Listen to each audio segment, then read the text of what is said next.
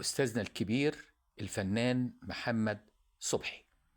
عادة لما بنسمع تصريح من إنسان جاهل أو غير متعلم أو من الفصيل اللي انت عارفه، أو إنسان حاقد أو حاسد، أو من إنسان مجنون مش عارف بيقول إيه، محدش بيهتم وبنعتبره كأنه لا شيء.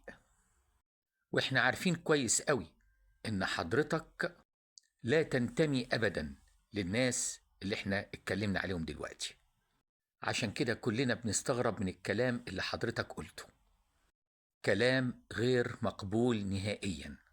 حضرتك على خلاف مع عمرو أديب، تروح حضرتك كده بمنتهى البساطة تهين السعودية؟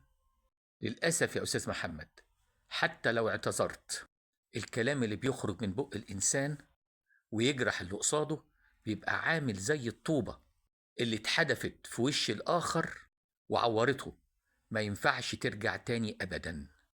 في ناس بتزعل لما أقول إن السعودية ليها فضل علينا، مع إن أنا مش اللي بقول الكلام ده، اللي بيقول الكلام ده لا، لكن لازم تعرفوا، وبقولها لكم برضو للتاريخ.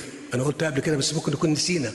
لولا تدخل الاشقاء العرب بعشرات المليارات من الدولارات، بقول كم؟ عشرات المليارات من الدولارات في 2013 و14، انا بقول لكم لم تكن لمصر قائمة حتى الآن. ده بالإضافة لتريليون دولار مساعدات اتدفعت لمصر في عهد حسني مبارك. عايز اقول لك 30 سنه مبارك جالك ما يقارب تريليون دولار مساعدات ومعونات وتدفقات. بصراحة احنا ما شفناش من السعودية إلا كل خير ومساندة، دايما واقفين في ظهرنا. صدقني، أنا مش بلوم حضرتك، لكن أنا حزين عليك.